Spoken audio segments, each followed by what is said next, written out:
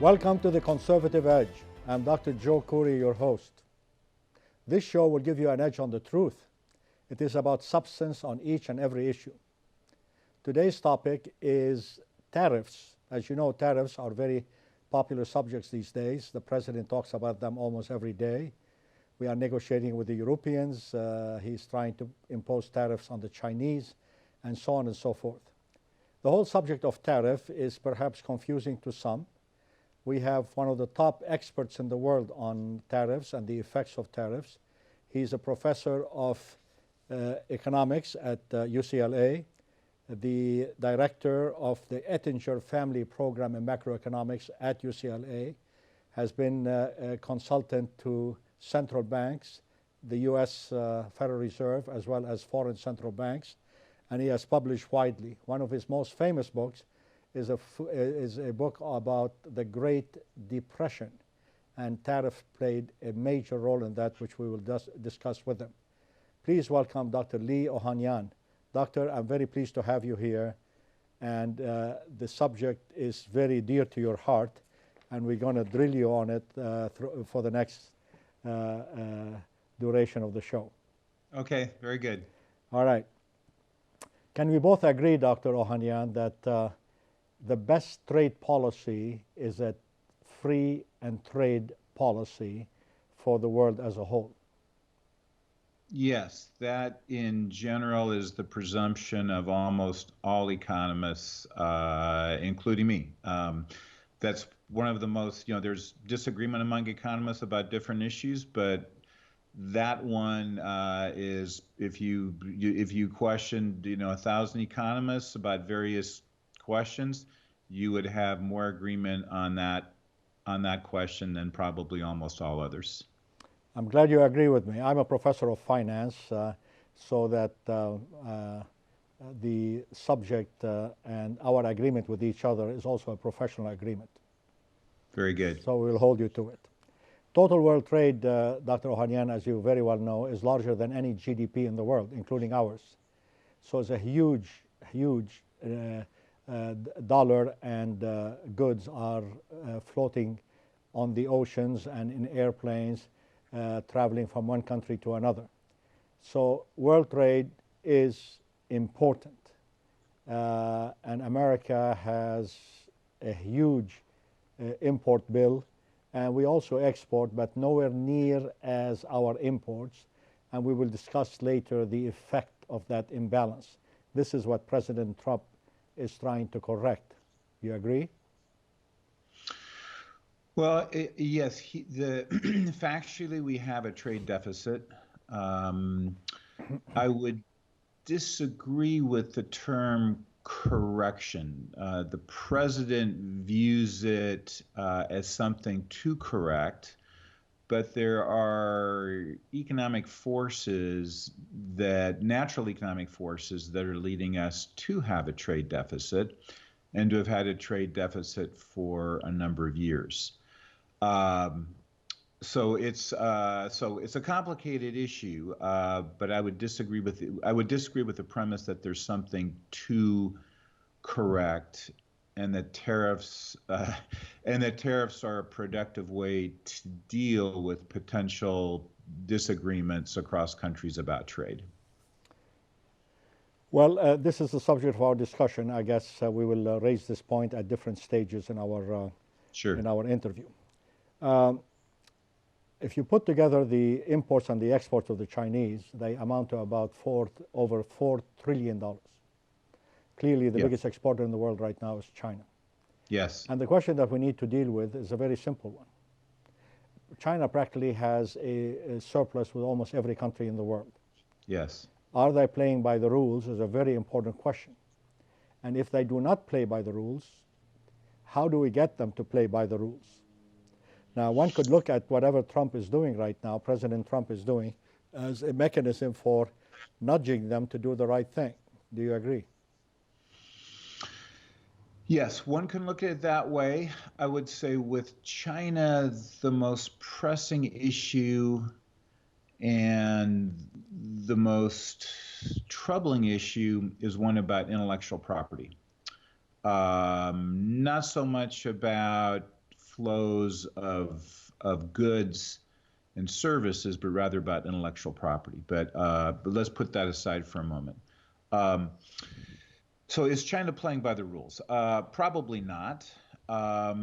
How much of a discrepancy is there between China playing by the rules and not playing by the rules? It probably isn't nearly as big as what the president advertises it to be, or to what many people believe it to be.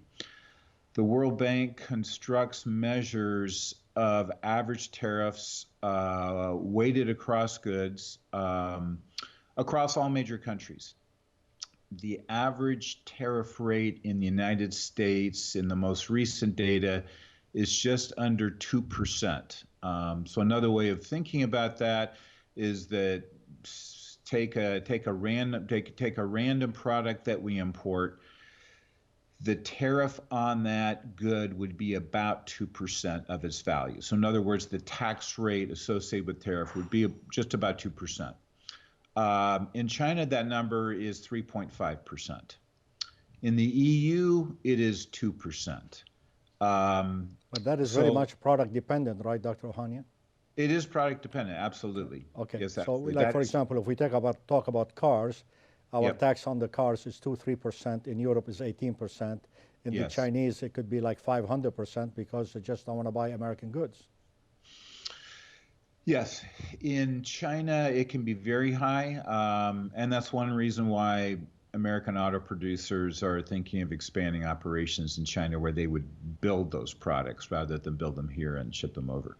Yeah, well, that also has impact on our economy because it takes a job from the United States and put them in China. But let's start systematically going through the issues of tariff. First, simply stated, tariff is a tax. It's as simple as that, right? Yes. The American government imposes that tax on goods imported from overseas. No matter what the country is, it's not the same tax on all the goods, and it's not the same tax on all the countries. Is that correct? Correct, absolutely. Okay, and now who collects that is the U.S. Customs and Border Protection.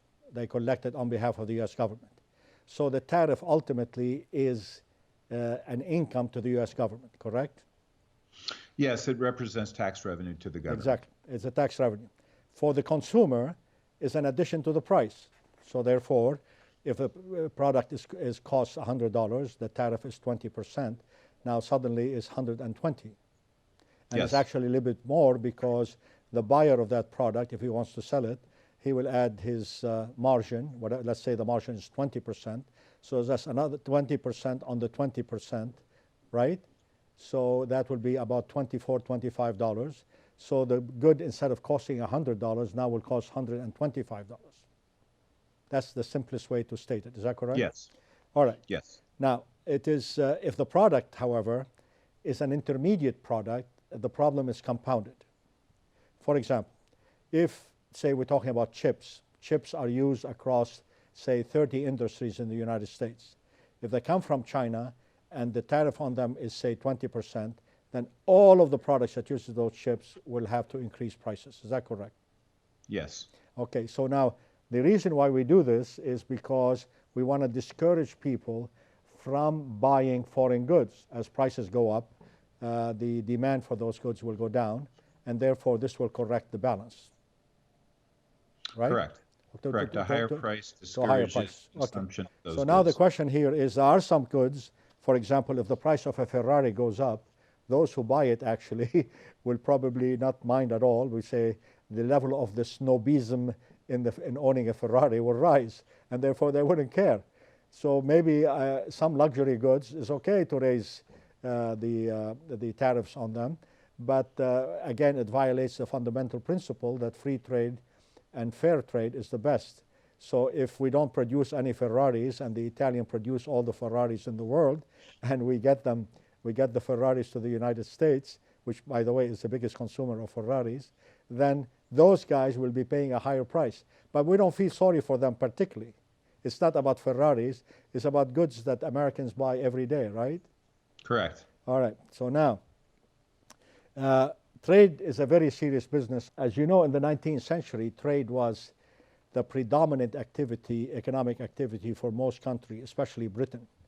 Britain used its economic power, its military power, and its political power, especially over its colonies, to do as much trade as possible. They wanted to export almost at any price. And we called that mercantilism at the time. It seems to me that China is playing the same game right now, that export to anybody as much as you can, even if you have to bribe sometimes. Do you agree with that? Well, yeah, China is definitely focusing on export markets. Um, I believe that underlying all of this is a different motive on the part of the Chinese. So when we look at the Chinese economy, it's an economy that has an enormous amount of labor. It's what we would call a labor abundant country. The United States is a capital abundant country. What China really wants is technology from countries such as the United States and Germany and Canada and other countries that have very high technology levels. So when we look at Chinese trade practices and Chinese, more broadly, Chinese international economic practices, what's underlying all of this is their desire to obtain extremely productive technologies that they simply don't have. So when China has very large tariffs, that is an invitation for companies to come to China and produce the good there. Once they arrive and produce the good there, China says, you know what, if you want to set up a factory here, well, great. We're happy to have you set up a factory here, provided that you share some of your technological expertise and know-how and trade secrets with us. So that's really what's underlying a lot of what's going on with China right now. The tactics have changed, but the idea is the same. Germany is prosperous because it exports so much. Percentage of their GDP is huge. The Chinese are successful because they export so much. They accumulated reserves to the tune of over $3 trillion in reserves. And most of it, is coming from their trade policy. But in the 19th century, Britain took it all the way to absurdity. As you know, the East India Company at the time had its own army, 250,000, twice the size of the British Army. They had their own boats, their own navy, so to speak. And it got to the point where it became so arrogant to where the Chinese, the British will grow opium in India and force the Chinese to buy it. As a result, China had 90 million people on opium. Now, this is clearly the most exaggerated example of non-free trade, or basically coercive trade. And so clearly we don't have that. By the way, the Chinese, it took them till 1947 to recover from this madness in here and to reset the table as far as their trade with Britain. So there is no question that by the way, the Chinese revolution was in 1949. The question of tariffs became a very important issue, as you have pointed out in your book, in the Great Depression. In 1930, the United States imposed tariff on 20,000 imported goods. And they did the Smoot-Hawley was the mechanism for doing it. My question to you, Dr. Ohanian, is it the tariffs that caused the depression, or did tariffs just contribute to the depression and there were more underlying forces to that depression? Yes, the tariffs didn't cause the depression. The depression was set in motion before the tariffs were put in place. The tariffs were really a response to the depression. And if I might, there's sort of an interesting backdrop and context for the Smoot-Hawley tariffs. And it's interesting, this was done during a Republican administration. So today, generally, but aside from the president, today, Republican Party would I think generally pride itself on trying to remove trade barriers. back in the day, back in 1930, was really the opposite. The Republican Party was the protectionist party. Smoot and Hawley were both Republican congressmen, and President Hoover, who publicly excoriated the tariff, nevertheless signed it. Um, Henry Ford, President Ford Motor Company, told Hoover that the tariff was economic stupidity over dinner. Um, but despite this, the Smoot-Hawley tariff was put in place, and it was a reaction to the very rapid decline in business conditions that were occurring in the U.S. At that time. And so the Smoot-Hawley tariff deepened the depression, but we would have had a very severe depression even in the absence of Smoot-Hawley. What it did do was create a worldwide tariff war, and this made depressions in other countries, particular smaller countries, much more severe than they would have been in the absence of that. In the 1920s, the League of Nations sponsored an international economics conference in which all parties, including the United States, generally agreed to the principle that tariffs and impediments to international trade should be eliminated. There was really consensus agreement among all countries in the 1920s to do this. And then what happened in the 1930s is that everyone really went back on that promise. Yeah, but the question here is, if I may interject, the tariffs themselves were supposed to be a net benefit to the United States. That was the argument. American imports decreased and American export went south big time. Yes. In other words, the net effects have been negative all around. And I think that's why people like us who have studied this period will say, please, free trade and fair trade is really the optimum policy. Yes. Yes. Tariffs are a very seductive way for politicians to preach to the public by saying, look, we have to protect our domestic industries. We have to allow them to be able to compete. And that sounds so appealing. But when you peel back the layers of the onion, there's just an enormous amount of damage that has been done. Empirically, I can't think of one industry that has received protection, and that protection was advertised on the basis of, we have to protect our domestic industries. If we do, they will succeed. I can't think of one industry that has succeeded because of protection. Yeah, well, the same argument, as you very well know, was made for infant industries. Yes. There was, it's almost like putting training wheels on certain industries, and when they grow, we just lift the tariffs. That also did not really work, if I may interject here. Yes. Okay, let's talk about right now what it means to have a trade deficit.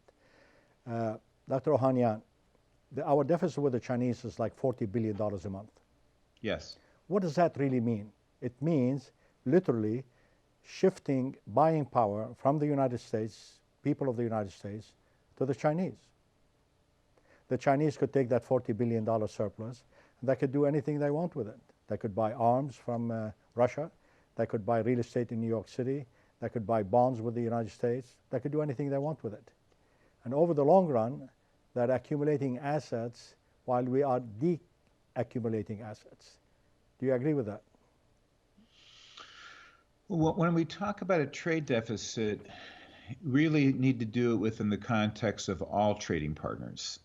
So there are countries such as China where we run a very large trade deficit with. There are countries for which we run smaller trade deficits. There are countries for which we run trade surpluses. The case with China is interesting and peculiar, and here's the reason why. China is growing very, very quickly. China was dirt poor 40 years ago. Their standard of living as of 1960 was actually lower than their standard of living as far as we can measure in the year 1100. China has grown on average about 9 to 10% per year since the 1970s. We've grown about 3% per year since the 1970s. Rapidly growing countries should actually be running trade deficits and importing capital.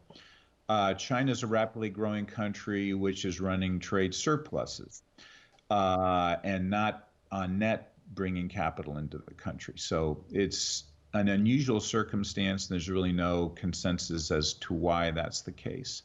China is accumulating claims against the United States. Yes, they are. No question about that.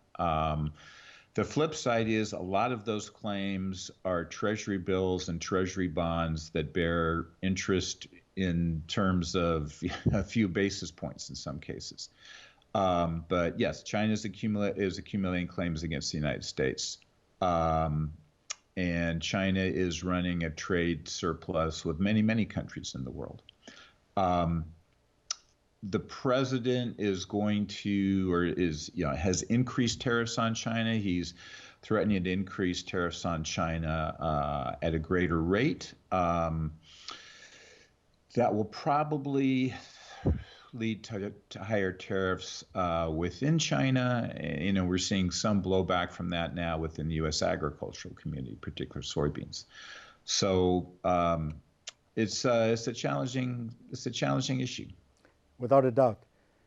Dr. Ohanian, we'll take a moment right now for you to rest a little bit, and we'll join you in about a minute. Okay. This is The Conservative Edge. We'll be back in one moment.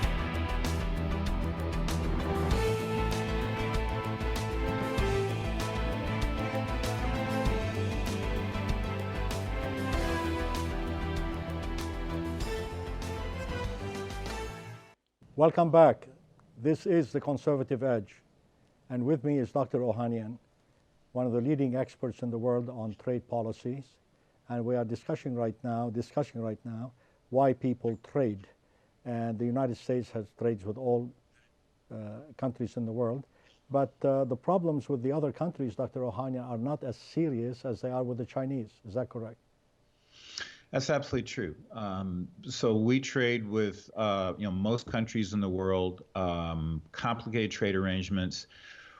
We have trade agreements with many countries. You can take a look at NAFTA, which was recently redone, at least with Mexico. Canada and Mexico are our two largest trading partners. We have very small deficits with Canada and Mexico, comparatively speaking, because we have a formal trade agreement with them. We do not have a trade agreement with China, and we have a very large deficit with China. So when we look at the historical pattern, the countries with trade agreements tend to have relatively small deficits. We can expect to have a much smaller deficit with China if we had a comprehensive trade agreement with China. So there certainly is an issue to be dealt with. Tariffs, I think, are probably the wrong direction in terms of doing this. Creating a free trade agreement or a freer trade agreement with China would be certainly in our interest. I think it's going to be in their interest as well. But Dr. Ohanian, isn't it a fact that if you take the trade surplus that Canada has with us in relation to their GDP, and the same for Mexico, that would look much more substantial, would they not? In other words, in absolute terms, they seem to be smaller than the Chinese. But if you look at the trade surplus that they have with the United States, both countries, relative to their GDP, that would look more substantial. Well, I'm basing this on the size of the trade flows they have with us. I see. So our deficits are small relative to the trade flows. Okay. It is a known fact in economics that when people trade, of course, both of them will benefit, otherwise they would not trade. Sure. Now, why do certain countries export certain goods and other countries export different goods? It is said by us economists that the reason for that is the so-called comparative advantage theory. Can you just very quickly for our audience summarize what really is meant by comparative advantage? Yeah, trade is the building block of every economic interaction. I go to the grocery store and I buy a quart of milk because it would be incredibly costly for me to make my own milk. I teach economics lessons to people who want to learn economics because otherwise it would be really expensive for them to learn economics. Comparative advantage just says we trade goods, we exchange goods with other parties on goods that we're particularly good at producing, we're particularly efficient at producing. We buy goods from other parties that are goods that they're particularly good at producing.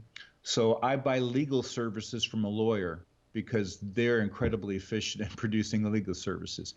I sell economics lessons because I'm good at that. At the country level, it's the exact same thing. We import French wine because they're really good at making wine. We export certain types of high technology goods because we're really good at doing that. This is what underlies every transaction in economics, whether it's between two people, two companies, or two countries. You Agreed. sell what you're really good at producing. Agreed. But if China is more efficient, say, in the production of trucks and cars, I sent you that example if you remember, and we don't expect them to be able to sell cars and trucks to us, and we sell them nothing. Clearly, we have to have something to sell them. Now, if they have a comparative advantage in cars and trucks domestically, and they look at the trade-off between cars and trucks in the United States, it may be better for the Chinese to specialize in trucks and us to specialize in cars, given the numbers I sent you. You agree with that? Yes, absolutely. So this is called relative comparative advantage. Yes. So even though one country could be more efficient in the production of two goods, we're just using two goods as an example here, they could still trade because relatively, if they trade with the United States and they sell us trucks, and if we sell them cars, both of us will be better off. Yes, absolutely right. And will be better off instead of sealing the borders. Yes. That's the key to international trade. Everybody benefits. We are all consuming more trucks and cars, just using the example I sent you, because it's much better than sealing off the borders. Because whatever we produce in the United States in cars and trucks will be less or will be more expensive than if we traded with China. Yes, absolutely. All right. Now that we have, so people trade because they both benefit, right? That's fair enough. Now, the idea here, Doctor, is that I want to get to how trade moves from free trade to not so free trade. One example is the one we've been talking about, is tariffs, correct? But the Chinese have been very adept at using other mechanisms to influence their trade balance. Let's go through some of them if you don't mind. Currency manipulation. Do you think the Chinese have been guilty of currency manipulation? Probably. Probably. Probably. I can't think of a country that doesn't do that every time their central bank conducts some type of open market operation or some type of interest rate target. So, yes, they have been. Probably more so than other countries, but everybody does it. Well, we all know that the US dollar, the United States dollar, is pretty much a floating currency. In the case of Chinese yuan, it's an administered currency. The government could change it anytime they wish. So given that is the case, there was an attempt to convince President Trump to declare them as a currency manipulator, but so far he has not done that. Do you know why? That was certainly one of the issues he spoke about during his candidacy before the election. I think he understands that it would be very, very difficult and costly to pursue. So there's formal measures and formal ways of pursuing this idea of a currency manipulation, and frankly, it's not that easy to do. I see. Subsidies to exporters. We all know the Chinese are very adept at that, and they do a lot of subsidizing. They subsidize by limiting the wage increases. They subsidize by not charging them the full price of electricity, by giving them free land, low rent, financing, you name it. Isn't that a unfair, doesn't that translate into unfair trade as they ship their goods to the United States? So that's a really interesting example, and it's really controversial, and here's the reason why. Um, American consumers benefit from those Chinese government trade subsidies. It's actually the same thing as if China wrote American consumers checks and said, here's $10 if you buy dog food that's produced in China. I'll give you $10 if you buy a sack of dog food produced in China. Will you do that for me? There's no difference between subsidies to Chinese producers and if the Chinese government wrote American consumers checks to buy Chinese goods. It makes Chinese goods cheaper for American consumers. Is there a difference between Chinese producers having low costs because they get subsidized or because they're really good at what they do? From the standpoint of American consumers, there's no difference whatsoever. Now, when you say, is it fair? This is where U.S. producers say, hey, look at those guys in China. They're getting benefits from their government. We can't compete with that. So we can provide protection and say, hey, China, stop doing that. Ideally, that's what should be done. We would like to have those subsidies stopped. Yeah, we've been saying that forever, Doctor. I'm sure you know that. We would like to say that for everyone. Absolutely. Mm-hmm. Absolutely. However, there is a problem here, if I may. What happened to the dog producer of dog food in the United States? Yeah, so that's the person who gets injured. I probably should have talked about solar panels because that's what we originally started protecting under President Trump is solar panels. Solar panels are now becoming really expensive in the United States because we put a tariff on Chinese solar panels. So what happens? Solar panel producers do better because prices go up and the demand for their products go up. Now, what happened with tariffs on steel and aluminum? Here's what's paradoxical. You'd like to think that American steel and aluminum producers are better off because we're protecting them. Steel and aluminum prices went up. Demand for steel and aluminum is going down. Are they better off? I don't know. Prices are up, but demand is down. So on balance, what the research shows is that American consumers are way, way better off when other governments are really stupid enough. I shouldn't say stupid enough, but maybe perhaps smart enough. Willing to write checks and say, hey, you know what? Let's subsidize the consumer. Let's have Chinese taxpayers subsidize everybody else in the world. In the absence of kind of compelling national security interests, why not let them continue to write those checks? And we can find more efficient ways to support the solar panel producers and, in my hypothetical example, the dog food producers. National security interests, as you know, were raised very intensely in the argument regarding steel and aluminum.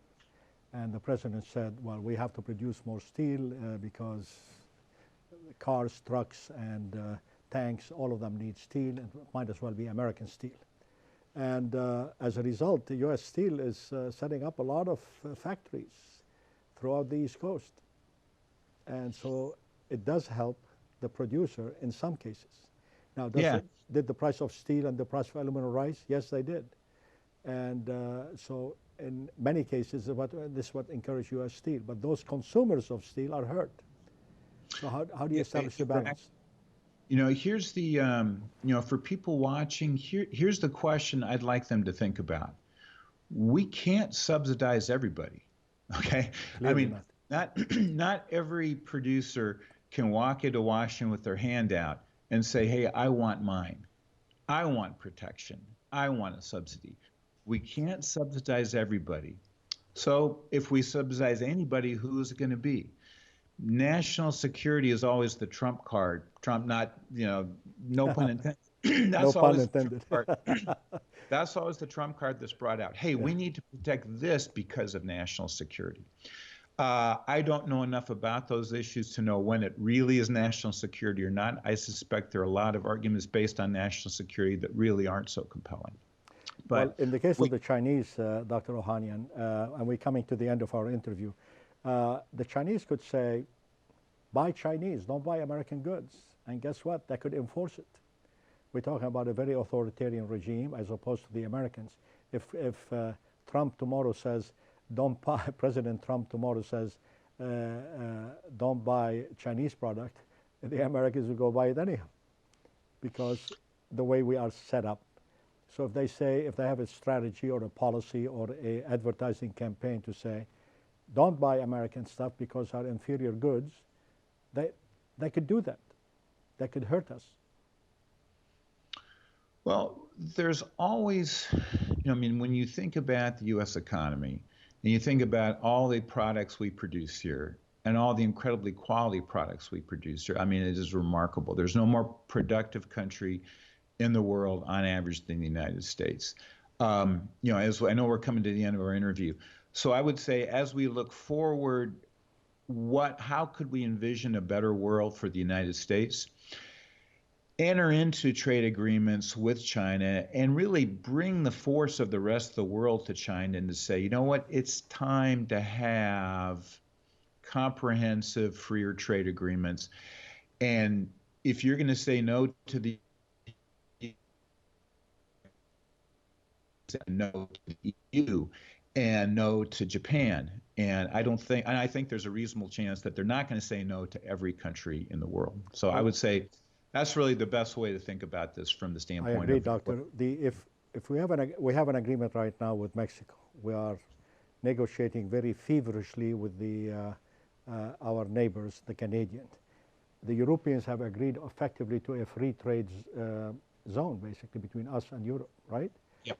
And these three factors alone could change the attitude of the Chinese, don't you think? Oh, absolutely. Absolutely. And another issue that I think people should think about is that China's not going to grow at 10% forever. They're not going to grow at 5% In forever. fact, I will argue, and many people have argued, they're not growing at 10%, especially if you look at their energy production and electricity production. They are now down to about a 6% growth rate. That's correct. And if they do not continue to enhance economic freedom, and if they don't make progress on personal freedom and civil rights, they're going to go down to a 1 or 2% growth rate. The prosperity of a country, as you know, the prosperity of a country depends upon the democratic foundation of their institutions. And China simply isn't up, their institutions aren't at the same quality level as the United States and Canada and Western Europe. Far from it. And the Chinese monster that everybody is afraid of may just dry up and blow away down the road if they do not make additional changes in their democratic institutions and personal freedoms. Just like what happened with the USSR. Everybody thought USSR back in the day was going to overtake the United States. Well, we saw what happened with that. God help us. The last point here, and then I will conclude the interview. Stealing intellectual property. The way the Chinese have done it is the way you described earlier. We put high tariff, then you have no choice but to come and build cars or whatever in China. But there are other ways they have done it. If you want to be in China, no matter what the reason is and no matter what the level of tariff, you have to leave your technology at the door when you come in. Now that is very objectionable, and I think President Trump is trying to deal with it. Do you agree with that assessment, and do you agree with the solution? Yes, it is objectionable. They have these quid pro quo arrangements in place, and that definitely is violation of international law. And I think the president is absolutely right on in terms of dealing with that. Absolutely. Now, final word here from you, if I may ask you a rather intense question, which is probably on the lips of every American. Is President Trump doing the right thing by shaking that tree with the Chinese? Remember, with regards to intellectual property, or just more broadly in terms of tariffs? Um, you want to work in any negotiation. You want to work backwards. What do you want to achieve? You want to achieve a better trade relationship with China.